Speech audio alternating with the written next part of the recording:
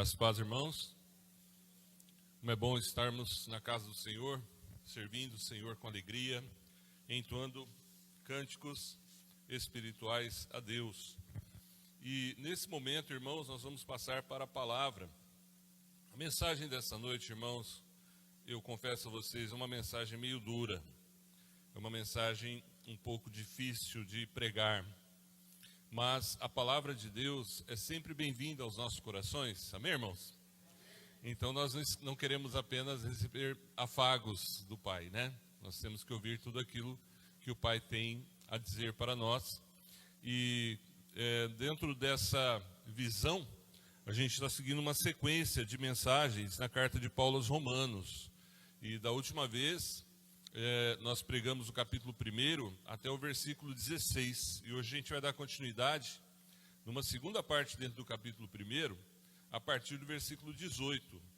Então eu queria convidar a amada igreja a abrir suas Bíblias em Romanos 1, do versículo 18 em diante. A ira de Deus se revela do céu contra toda impiedade e perversão dos homens que detêm a verdade pela injustiça. Porque o que de Deus se pode conhecer é manifesto entre eles, porque Deus lhes manifestou. Porque os atributos invisíveis de Deus, assim o seu eterno poder, como também a sua própria divindade, claramente se reconhecem desde o princípio do mundo, sendo percebidos por meio das coisas que foram criadas. Tais homens são, por isso, indesculpáveis. Porquanto, tendo conhecimento de Deus, não o glorificaram como Deus, nem lhe deram graças. Antes se tornaram nulos em seus próprios raciocínios, obscurecendo-lhes o coração insensato. Inculcando-se por sábios, tornaram-se loucos. A culpabilidade do homem e o juízo de Deus. A culpa do homem é notória, o ser humano é pecador, o ser humano é imperfeito, e o que tira a culpa de sobre nós é o perdão de Deus, através de Jesus. Mas quando a gente olha para esse mundo, irmãos, nós estamos vivendo no meio de um mundo que está totalmente longe de Deus. Quando se fala de juízo de Deus, ou da culpa do homem, pode causar uma certa estranheza. Afinal de contas, será que o pastor está achando que eu estou em pecado? Será que o pastor está achando que alguém aqui na igreja está em pecado? Irmãos, não é nada disso. Se trata de uma mensagem de alerta para a igreja, para nós, que estamos vivendo em um mundo longe de Deus, para nós não nos iludirmos pensando que as coisas vão melhorar assim como se diz, do nada. As coisas só vão melhorar através da obra de Deus.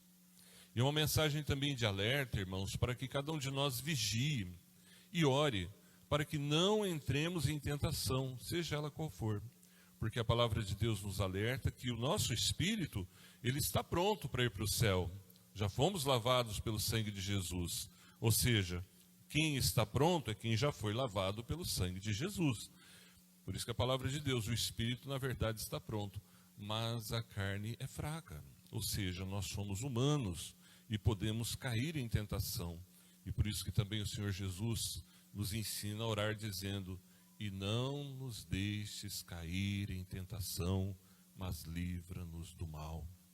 Então, meus irmãos, é claro que o pecado não vai ficar sem condenação.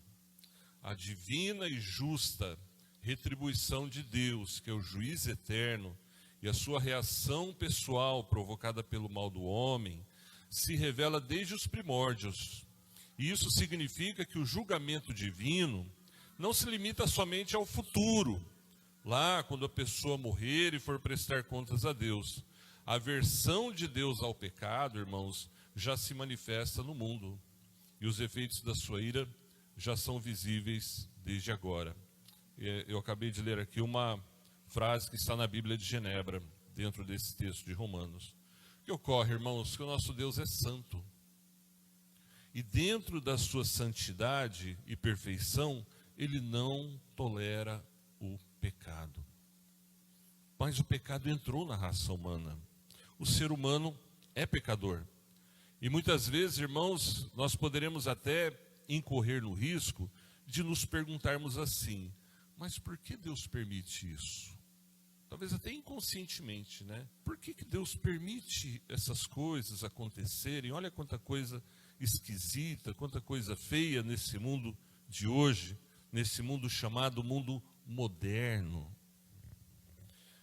E é um grande erro nosso, irmãos, se nós deixássemos a nossa mente devagar e chegássemos a pensar que Deus tivesse perdido o controle. Eu acho que Deus não tem mais o controle da situação. O mundo está tão mal que Deus perdeu o controle. Seria um grande erro alguém pensar isso. Quem crê na Bíblia sabe que tudo está sob o controle de Deus, ainda que o mundo esteja como está. Outro grande erro seria pensar que Deus não se preocupa, que Deus não liga, que Deus não está nem aí com o que está acontecendo no mundo. Ele está aí sim, ele liga sim, ele observa tudo e ele julga a todos. A Bíblia nos alerta, irmãos, a respeito da justiça de Deus, da onisciência de Deus, da soberania de Deus e do juízo de Deus. Mas será que o juízo de Deus vai acontecer só depois que a pessoa morrer e for prestar contas a Deus? Então, na mensagem de hoje, irmãos, nós queremos alertar a igreja e pregar o que está escrito na palavra acerca desse assunto, que o juízo de Deus já começa aqui agora, no mundo. Não é como aquela frase que as pessoas não crentes falam assim: o que se faz aqui, se paga aqui. Não, o juízo de Deus é eterno, mas muitas vezes essas pessoas já vão sofrer as consequências dos seus erros, dos seus pecados aqui na terra. Meus irmãos, a Bíblia nos fala que Deus faz uma provisão de si mesmo. Esse é o ponto de princípio. Deus se importa com o homem. E Ele provê para o homem o conhecimento e a manifestação dele próprio ao homem. Ou seja, o ser humano criado por Deus não foi abandonado por Deus. Não foi rejeitado por Deus e deixado de lado. Deus se manifesta ao homem. Ele cuidou de prover meios para que o homem soubesse que ele existe. Todos os seres humanos. E a Bíblia nos ensina, irmãos, que há duas formas básicas e essenciais que Deus se revela a nós. A primeira delas está no versículo 19. Porquanto que de Deus se pode conhecer, é manifesto entre eles, porque Deus lhes manifestou. O verso 20 também, porque os atributos invisíveis de Deus, assim o seu eterno poder, como a sua própria divindade, claramente se conhecem desde o princípio do mundo, sendo percebidos por meio das coisas que foram criadas. Ou seja, irmãos, a criação de Deus existe para revelar que Deus existe. Essa é chamada de revelação geral na teologia. Ou seja, todo ser humano tem conhecimento disso. E qualquer pessoa que parar na sua correria, do seu vai-vem, do seu dia a dia, e começar a pensar, vai perceber que existem certas leis que governam tudo. Tudo é governado por leis estabelecidas por Deus. Leis físicas, leis químicas, leis naturais, leis biológicas, leis espirituais também. E eu chego a perguntar, será que essas leis todas não têm um lado espiritual ou espiritualizado, dirigido por Deus? Por exemplo, se nós, por uma distração, cortarmos o dedo, está descascando uma laranja e fez um cortezinho no dedo, cortei o dedo, sai sangue, obviamente, mas dali a pouco o sangue para de sair, só se a pessoa tiver um problema de saúde. Por que o sangue para de sair? Porque existe uma lei colocada por Deus no nosso corpo, especificamente no sistema sanguíneo, que se chama coagulação. O sangue coagula. Quem mandou o sangue coagular? Quem criou isso? Quem ordenou isso? Se o sangue não coagulasse, essa pessoa ia ter que ir para o hospital. Porque de pouquinho em pouquinho aquele sangue não ia parar de sair mais e teria que talvez entrar com um procedimento ou um medicamento para parar de sair o sangue. E assim por diante, irmãos, ao olhar para a criação de Deus, a gente observa que Ele existe e está no controle de tudo. A vida, a família, os animais, as plantas, as árvores, o vento, a chuva, o sol, tudo está debaixo do poder de Deus. E essa mentalidade de que existe alguém no controle de tudo, é o que Deus quer que as pessoas tenham para entender que Ele é Rei e Senhor de todas as coisas. Mas a palavra nos diz, irmãos, que essas pessoas que estão distantes de Deus não deram a Deus o reconhecimento devido. Ou seja, a pessoa sabe que tem alguém no controle de tudo. A pessoa sabe que existe um Deus que cuida de tudo. Ou, se não tem esse conhecimento completo, mas deveria buscar ter, então, o conhecimento completo, essa pessoa sabe que existe alguém que criou tudo e que está no controle de tudo. Mas não quer servi-lo. É aquela pessoa que você chama para ir na igreja e ele fala assim, não vou não, obrigado, eu tenho minha religião, ou então não acredito em Deus, ou sei lá, mas quando os problemas vêm, essa pessoa chega para você e fala assim, ora por mim lá na igreja, tá, que eu estou precisando. Como assim, ora por mim? Porque essa pessoa sabe que existe um Deus. Pode não saber de uma forma completa, ou de uma forma que o leve a crer e entregar a sua vida a Deus, mas ele sabe que existe um Deus. O que essa pessoa deveria fazer? Entregar-se a Deus. Buscar a Deus. Mas não é o que acontece na maioria das vezes. E a palavra também nos fala, irmãos, da revelação de Deus através da palavra dele, a sua verdade, da Bíblia. E essa é a chamada revelação especial. Lá em Mateus 24, 35, me acompanhe lá, por favor, se você puder. Mateus 24, 35. Veja o que Jesus fala acerca da Bíblia, acerca da palavra de Deus. Passarão o céu e a terra, porém as minhas palavras não passarão. Irmãos, a revelação especial de Deus está contida na Bíblia, na palavra de Deus. E por isso nós temos uma grande missão, irmãos, que é evangelizar as pessoas, que é levar a palavra de Deus para o perdido pecador. E nesse ponto, irmãos, nós não podemos querer separar e falar assim, eu vou pregar para o Zé, mas não vou pregar para o João. Eu vou falar de Jesus para Maria, mas não vou falar de Jesus para Cida. Por quê? Porque eu gosto mais do Zé do que do João. Porque a Maria é mais gente boa do que a Cida. Porque esse me ouve, aquele não me ouve. Porque essa pessoa é gente fina, mas essa outra pessoa está numa vida terrível de pecado. Sabe por que nós não podemos fazer isso, irmãos? Porque nós não temos o direito de separar quem vai ouvir de quem não vai ouvir. Nós temos que falar para todo mundo. Para quem nós tivermos condições de falar. É lógico que há pessoas que nós não temos acesso a elas.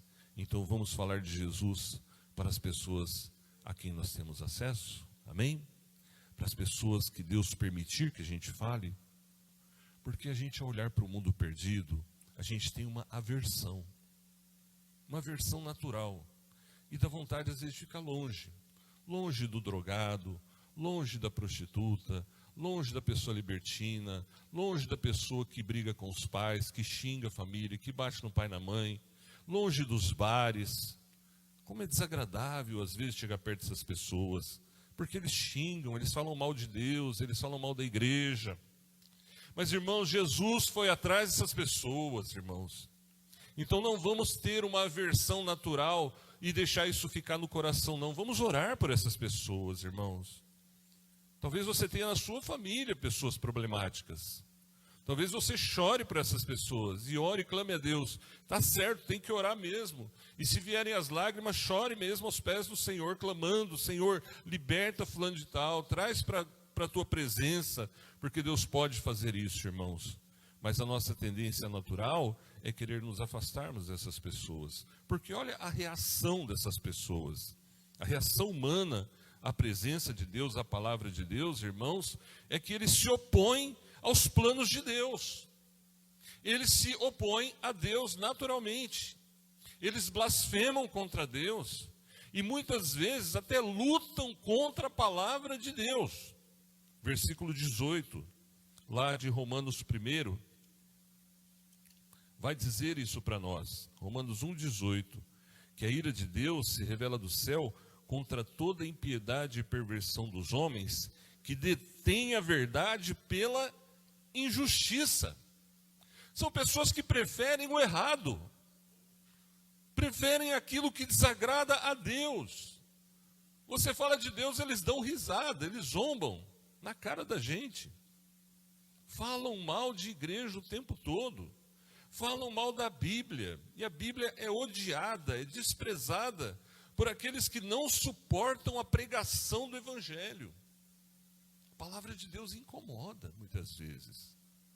Então, meus irmãos, são pessoas que muitas vezes estão lutando contra o Evangelho. E por isso, nossa sensação de aversão. Mas eu vou dizer, irmãos, nós temos que procurar em Deus ter amor pelos perdidos, sabe? Porque eles são cegos. A Bíblia lá em Apocalipse nos fala que são cegos, miserável, pobre, cego e nu. 4 características de uma pessoa sem Deus: miserável, pobre, cego e nu. Então, meus irmãos, é preciso que a gente ore a Deus para Deus tirar a mágoa, a angústia do nosso coração, para que a gente possa falar de Jesus para essas pessoas. Mas a Bíblia também fala que uma outra reação que eles tiveram é não glorificar a Deus. Está no versículo 21. Porquanto, tendo conhecimento de Deus, não o glorificaram. Você sabia que o ser humano foi criado para glorificar a Deus? Isso que nós fizemos há pouco e fazemos no culto, né, desde o momento que começa até o final, é para glorificar a Deus. Não é para elogiar o grupo de louvor, ou pastor, ou presbítero, etc. Não, é para Deus. E é tão bom glorificar a Deus, né, irmão? Cantar hino, cantar louvor. Que gostoso, né? A gente poder sentir a presença de Deus na hora que nós glorificamos a Deus. Mas o homem sem Deus não quer glorificar a Deus. Ele não quer. Então ele não faz isso, irmãos, porque ele não crê em Deus. E a palavra do Senhor, irmãos, fala que muitas vezes Deus está a ponto de vomitar essa pessoa da sua boca. É uma expressão meio difícil, meio pesada, mas está lá em Apocalipse 3,16. Assim, porque és morno e nem és quente nem frio, estou a ponto de vomitar-te da minha boca. Aquelas pessoas que às vezes falam bem de Deus, mas não glorificam a Deus. Que até pedem oração, mas não glorificam a Deus. Que até falam coisas bonitas, mas não glorificam a Deus. Então eles se encaixam perfeitamente nisso. Não é uma pessoa quente da presença de Deus, mas não é uma pessoa também que rejeita completamente a Deus. Ele fica ali no meio termo. E aí Deus fala, estou a ponto de vomitar-te da minha boca. Olha que pesado.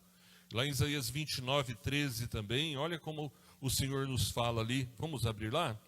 O Senhor diz: visto que esse povo se aproxima de mim com a sua boca, e com os seus lábios me honra, mas o seu coração está longe de mim, e o seu temor para comigo consiste só em mandamentos de homens, que maquinalmente aprendeu. Então, já lá naquele contexto do Antigo Testamento, haviam pessoas que iam até a presença de Deus, mas não glorificavam a Deus.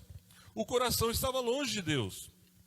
Mas que mais que as pessoas sem Deus fazem, ou deixam de fazer, que é uma reação contrária a Deus? Voltando lá em Romanos capítulo 1, no versículo 21, diz a palavra de Deus ainda: nem lhe deram graças. Veja lá, Romanos 1:21. Porquanto, tendo conhecimento de Deus, não glorificaram como Deus, nem lhe deram graças. Irmãos, é necessário que a gente dê graças a Deus por todas as coisas. Porque o homem sem Deus, o homem que está no pecado, ele não faz isso. Ele não agradece a Deus pela vida, não agradece a Deus pela saúde, não agradece a Deus pelo pão de cada dia, não agradece a Deus pela família, porque ele acha que tudo isso ele consegue sem Deus. Isso se chama ingratidão. Hoje aqui na abertura, o presbítero Gilmar falou sobre bens materiais, né? Que não é pecado ter um bem material ou ter até riqueza, se Deus assim lhe conceder. Mas a palavra fala lá em Deuteronômio que se você conseguir obter riqueza, nunca diga foi a força do meu braço que obteve essas coisas. Antes diga, foi o Senhor que me deu forças para que eu pudesse trabalhar e obter esses bens. Isso é gratidão a Deus. Porque a palavra do Senhor também alerta aqui, irmãos, agora no versículo 22, que essas pessoas acharam que eram sábios e tornaram-se loucos. Tornaram-se loucos. O versículo 23 a 25, irmãos, vai falar agora da idolatria desses corações. E eu queria que você acompanhasse, porque a gente parou na abertura do culto no 22, né? Eu quis reduzir um pouco por causa do tempo, mas agora vamos ler de 23 até o 25. Diz a palavra do Senhor, nos versículos 23, ou melhor, 23 e 25. E mudaram a glória do Deus incorruptível, em semelhança da imagem de homem corruptível, bem como de aves, quadrúpedes e répteis. Verso 25. Pois eles mudaram a verdade de Deus em mentira, adorando e servindo a criatura em lugar do Criador, o qual é bendito eternamente. Amém. A Bíblia está dizendo aqui, irmãos, que esses homens entregaram-se à idolatria. Como assim a idolatria? Veja, irmãos, no momento em que o ser humano não glorifica Deus como Deus, ele passa a glorificar outro ser ou outra coisa no lugar de Deus. Isso já é idolatria. Aqui no texto de Romanos, a Bíblia fala que eles começaram a adorar, verso 23, aves, quadrúpedes e répteis. No contexto de Paulo, havia paganismo. E no paganismo, irmãos, adora-se qualquer coisa. Bichos, animais, pessoas, objetos. E aqui Paulo fala dos animais, quadrúpedes, répteis. Que loucura o ser humano, não é mesmo? E o versículo 25 vai falar que eles passaram a adorar a criatura em lugar do Criador. E aqui, irmãos, há uma clara menção ao ser humano. E aí sim, irmãos, a gente lembra bastante o que acontecia lá no Império Grego-Romano. Os imperadores eram como que adorados como deuses, como se fossem deuses. Então as pessoas tinham que reverenciar os seus imperadores e reis como se eles fossem um deus. Uma coisa louca, né? Uma coisa esquisita, uma coisa absurda. Mas você sabe, irmãos, que o ser humano, quando faz a sua vontade e não a vontade de Deus, ele está se idolatrando? Ele está se colocando no lugar de Deus. Então, olha, Deus falou que isso é errado, é pecado, não agrada a Deus. Mas eu não estou nem aí, eu vou fazer porque eu quero. Então essa pessoa se coloca como se ele fosse Deus, para determinar o que ele vai ou não vai fazer de acordo com a sua vontade e não pela vontade de Deus. Isso é idolatria. Então o que a gente vê no mundo, irmãos, esse avanço do pecado, como a gente observa todos os dias, especialmente aos finais de semana, não é? É idolatria. É o ser humano fazendo o que quer, do jeito que quer, ignorando a Deus. Ele sabe que é errado.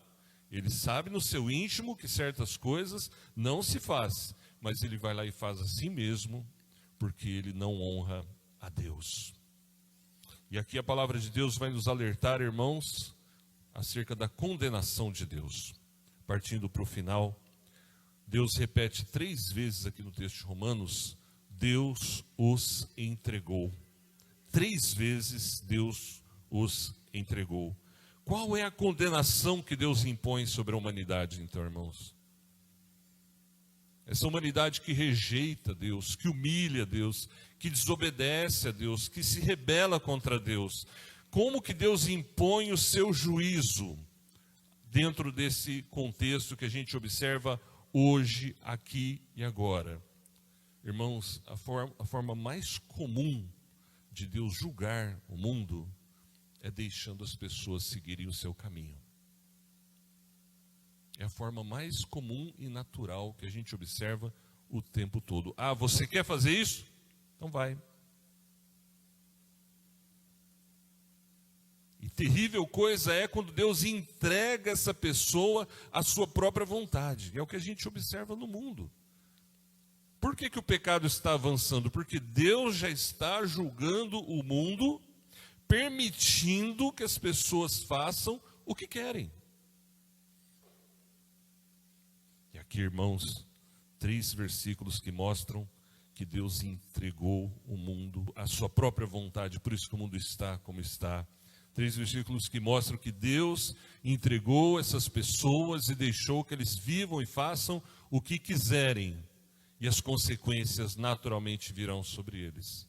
Verso 24: Deus entregou tais homens à imundícia, pelas concupiscências do seu próprio coração, para desonrarem o seu corpo entre si.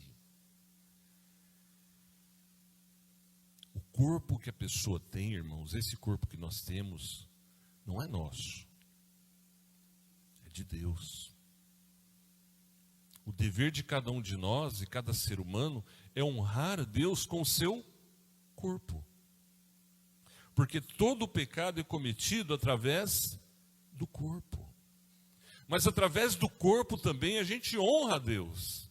Com a nossa boca, nossas palavras, com nossas mãos ajudando o próximo, com nossos pés indo à casa de Deus, com nossa língua cantando louvores a Deus, com nossos olhos olhando para a palavra de Deus. Enfim, o corpo é uma bênção. Mas o ser humano sem Deus, ele vai usar o corpo para desonrar a Deus. E Deus então entregou tais homens à imundícia, diz o versículo 24. Mas o verso 26 repete: Deus entregou. Nesse contexto diz assim, por causa disso, verso 26, Deus os entregou às paixões infames. Porque até as mulheres mudaram o modo natural de suas relações íntimas por outro contrário à natureza. Semelhantemente, os homens também, deixando o contato natural da mulher, se inflamaram mutuamente em sua sensualidade, cometendo torpeza, homens com homens, e recebendo em si mesmos a merecida punição do seu erro. Versos 26 e 27. E como isso tem crescido nos nossos dias, irmãos. Os nossos governantes parece que querem impor uma agenda educativa ou deseducativa das escolas e meios de comunicação, propagando o que está escrito aqui no versículo 26 e 27. E a palavra do Senhor nos ensina que isso se chama paixões infames. Mas pastor, se tem amor, é de Deus. Não é essa frase? Se tem amor, é de Deus. Como assim? Não. Nem todo amor é de Deus, irmão. Nem todo amor provém de Deus. Como que eu sei que aquele amor entre duas pessoas provém de Deus? Se ele for de acordo com a palavra de Deus. Se não for de acordo com a palavra de Deus, não é amor propriamente dito. Podem até dar o título de amor que quiserem, pode dar, mas não é biblicamente. É uma paixão infame, é uma paixão carnal, ou uma paixão pecaminosa. Não é algo que agrade a Deus, não é algo que honre a Deus. Por isso que vai dizer o texto que é torpeza no final do versículo 27. E que receberão a merecida punição do seu erro. Deus fez homem e mulher. Ninguém nasce sem ser homem ou mulher. Ah, mas ele é um homem num corpo de mulher. Ele é uma mulher num corpo de homem. Não, isso não existe. Ou é homem, ou é mulher. Deus não fez o homem para conviver com outro homem, nem a mulher para conviver com outra mulher nesses termos. Deus fez o homem para a mulher e a mulher para o homem. Lembra que eu falei no começo que era uma mensagem difícil? Porque todos nós, invariavelmente, teremos amigos, conhecidos, pessoas até legais, ou até parentes, que estão vivendo dessa forma, que estão cometendo torpeza, que estão vivendo paixões infames e que vão prestar contas a Deus por isso. Oremos por eles. Certa vez alguém falou para mim, não tem jeito, quem nasce assim morre assim. Eu disse, para Jesus tem jeito. Porque para Jesus todo pecado pode ser abandonado, todo pecado pode ser rejeitado e toda pessoa pode ser liberta de qualquer pecado pelo poder de Deus.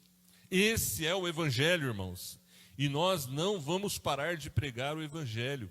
Enquanto Deus nos permitir pregar, nós pregaremos.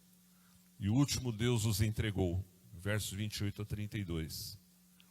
E por haverem desprezado o conhecimento de Deus, o próprio Deus os entregou a uma disposição mental reprovável para praticarem coisas inconvenientes, cheios de toda injustiça, malícia, avareza e maldade, possuídos de inveja, homicídio, contenda, dolo e malignidade, sendo difamadores, caluniadores, aborrecidos de Deus, insolentes, soberbos, presunçosos, inventores de males, desobedientes aos pais, insensatos, pérfidos, sem afeição natural e sem misericórdia.